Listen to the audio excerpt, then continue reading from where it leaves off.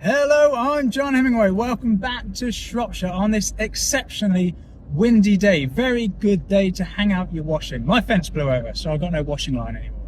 But we digress. Today we are talking about lambing, and I apologise in advance. If you've got 1,000 ewes and you've been at the job for 20 years, then this video probably doesn't have a lot of new information for you. But I know there are plenty of people out there, smallholder and commercial, who are perhaps not as confident at lambing as they would like to be. And if that's you, of course, there is no real substitute for experience, but stick with me and I will go through a few basic things that might just be helpful to you.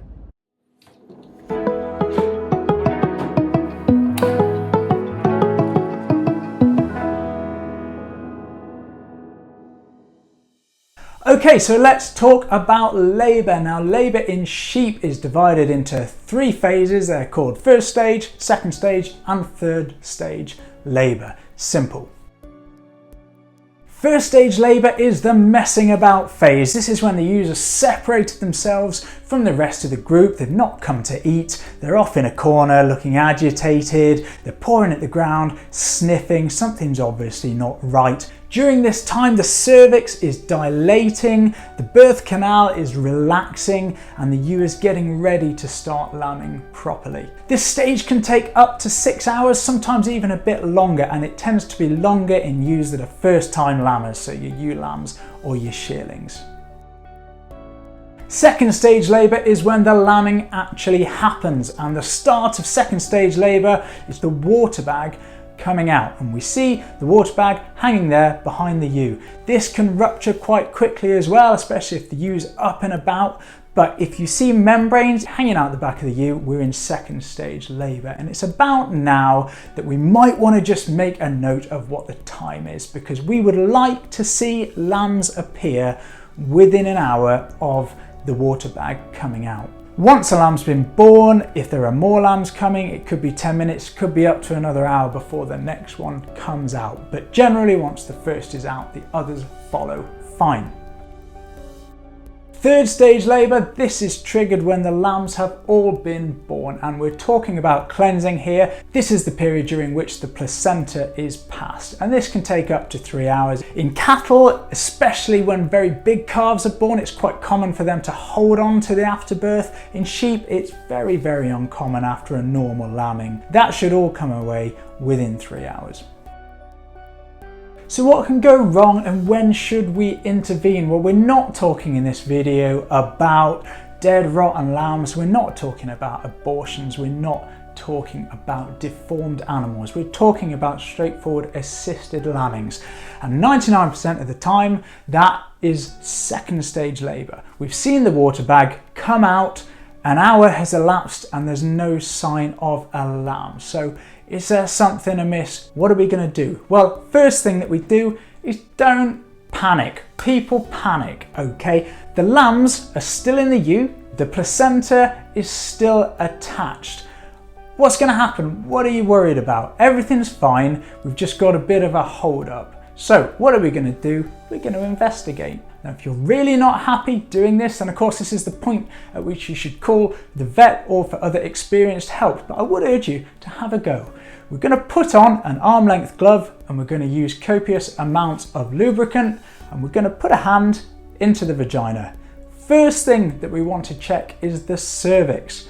This is a ring of rough muscle that you will feel around the edge of the birth canal. This is what should have been opening up during first stage labour. You'll be able to feel it. Is it opened up? Has it fully dilated? Can you put your hand through it? Perhaps you can only put 3 fingers through it, so it hasn't dilated fully. Well, that's fine because you felt it. You know what it feels like. We can leave that ewe for 25 minutes, half an hour, have another feel. Has it opened up more? Are we going in the right direction? Does she just need more time? If we revisit that ewe after half an hour and there's no change at all, perhaps we've got ringworm there, there's an issue with dilating, and perhaps we should call the vet at that point.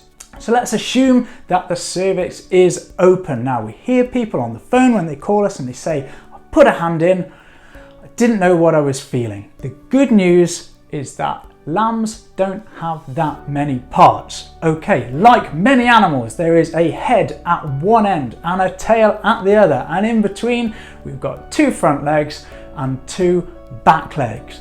Heads are easily identifiable. They've got ears on the top and a mouth in the front. Tails, similarly so.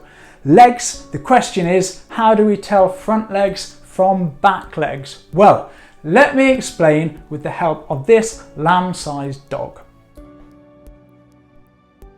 So the trick is that with a front leg, the first 2 joints bend in the same direction.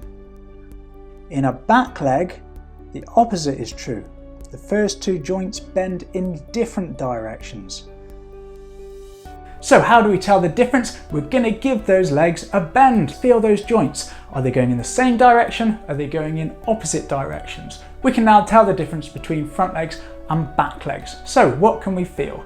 Is there a head there? If there's a head, there will be front legs there somewhere, I promise you.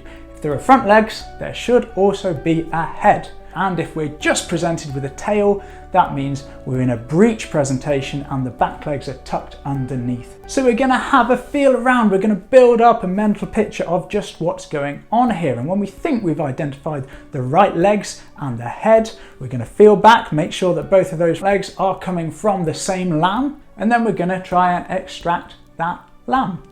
Now, I would strongly suggest if the lamb is coming forward using some sort of lambing aid on the head. You almost can't stress too much how useful it is to be able to pull on a head when you are lambing. There are a couple of different things you can use for this.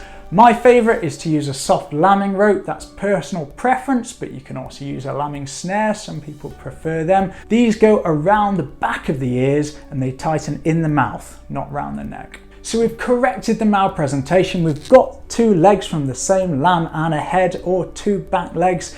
We're now going to try and extract that lamb. We pull it up gently through the hole in the pelvis and then down out of the back of the ewe. If we've got resistance there, the question is what's holding that lamb in?